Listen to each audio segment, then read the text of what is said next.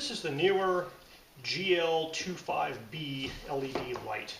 It is a streaming light, a key light that has a clamp on the desk mount. It comes with a remote control, and it has a little USB adapter where if you have a Windows or a Mac computer, you can control it with an application on your computer. I was sent this to review for free.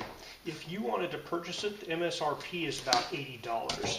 They haven't paid me for my review, and my opinions remain my own. So in the box we have a little instruction manual. We have the key light itself. I believe this is a 25-watt light. On the back of the light it has some manual instructions. It says, there's on and off, there's brightness, and probably the color temperature. There's also some buttons to change the channel. This little guy here stows in there when not in use. You plug that into your computer, and they have an application that runs on Windows and Mac computers where you can adjust the light from your computer. On the bottom there's a 1/4x20 standard kind of tripod mount, and then over here there's a DC input barrel connector. It says 12 volts at 3 amps. So this is the DC power supply. It comes with kind of your figure 8 plug there and the figure 8 cable that goes to a US standard plug. This guy here says its output is 12 volts at 3 amps. Now we also get a couple of mounting options here. There also comes a little microfiber cleaning cloth.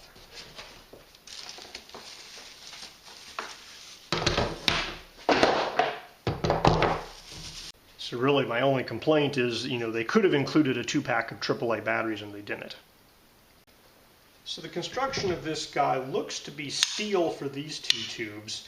We have aluminum up here at the top, and then here these L brackets also appear to be aluminum, although there's some steel in here as well and some aluminum there. So kind of a mixed steel and aluminum. So this little adjustable head here actually comes with a camera cold shoe mount on the bottom of it. So you have to unscrew that if you want to screw this to the top of this guy here. So there's an internal rotating bit around the threaded bit, and you'll have to tighten this down before you can screw the threads on. And then after it's mounted, you can loosen it and rotate the light around this axis. So this light, I personally think, is too big to mount to the top of a camera with the little cold shoe flash attachment here, but you could potentially use this guy with that attachment to mount something to the top of a camera. Alright, so it has one extension here.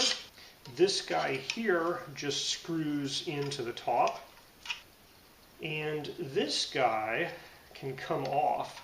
So if you wanted to screw mount this to the edge of something, you could take this little bottom off.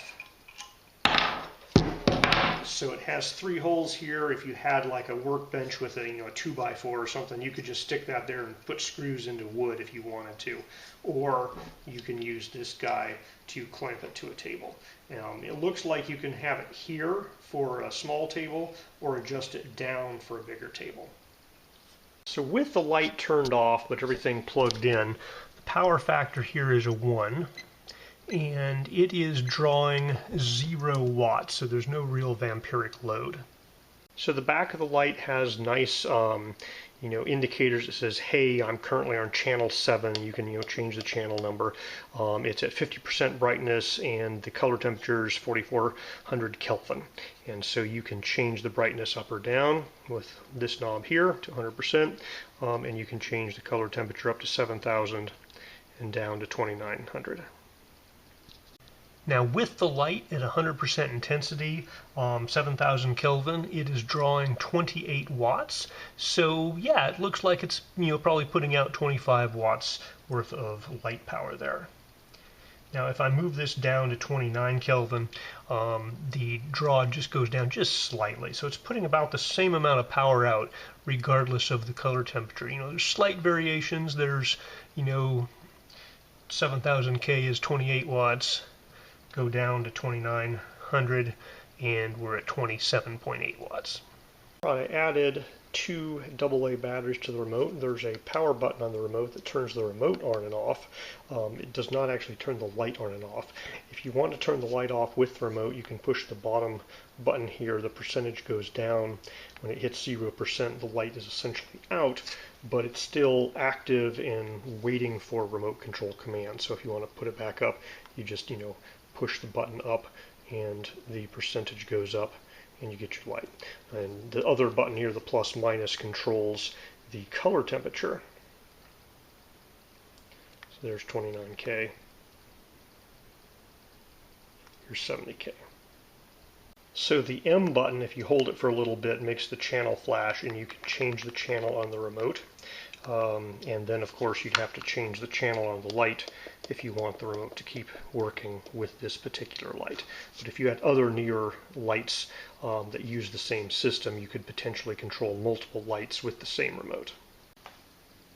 So there's padding on the top and bottom of this clamp, and it has plenty of reach to get around little, you know, rounded edges like that.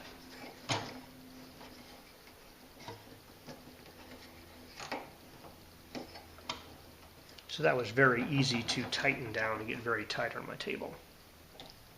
So if this handle would hit the table, I don't have that problem with my table, but if it would, you can pull it down, rotate around, pop it back up, and then tighten some more, so you don't have to be able to spin the handle all the way around. In my case, I can spin it all the way around, so that makes things a little easier, but it does a nice strong grip on the table, so I didn't have any questions about this thing being stuck to the table there. So the Neewer light here on the left has kind of edge illumination. It's a very flat panel. The light, it's slightly brighter around the edges than in the center, but there's no spots. This light over here, you can easily see the individual LED lights in the light. All right, so I have this light about 2.5 feet away from my face, right up there, and I have the remote here. And I like the fact that the remote tells you the percentage illumination and the color temperature on the remote, because normally that display would be on the back of the light, you couldn't see it. So we're going to turn the light on. Right now I just have the room lights out, but there is ambient light from the windows coming in. So I'm going to turn this guy on and ramp it up. So this is 100% brightness here. This is 70K, so cool white light. And then I can move that all the way down to 29K or 2900K. So that's your kind of warm reddish light. And we'll go somewhere in the middle, like maybe 4,000 Kelvin. So this is full brightness, full illumination. I can move this down. Here's 80%. 60%. 45%, 30%, 15%, and back off. You can see here how I have it mounted just with a post and then this little thing that lets you adjust it if you want to. It does have a 1/4x20 socket at the top, so you could hang this from a ceiling and keep the display upright, or you could just turn it upside down if you wanted to. Now, I have not at all investigated the app control because I do not have a Windows or a Mac OS computer. I use Linux. So I won't be using the app to control this, but personally I really just like having a dedicated control panel. And so, having the remote control there, you're not messing with your computer while you're messing with your lights. I think that's going to be, the easy way to access this guy. All right, I've been happy with this light. I haven't tried out Windows Mac because I don't have Windows Mac, but if you want computer control, that should work pretty simple because it's just, light up and down, color up and down. The remote works really nice. I like the fact that you can get feedback on the remote with what the light setting currently is. You can adjust it manually on the back of the light if you're working on that. The stand works pretty well. There's a lot of adjustability. So the price point feels very reasonable to me. Light works very nicely. So the box is nice, has an easy carry handle. I don't really anticipate this being the type of product you carry to places very frequently. It's really something you set up on your desk, you have your gaming set up, you hook up the light and you just leave it there. But the box is nice enough, I'd feel kind of bad throwing it out, even though it's mostly cardboard, although there is some foam inside that's non-recyclable.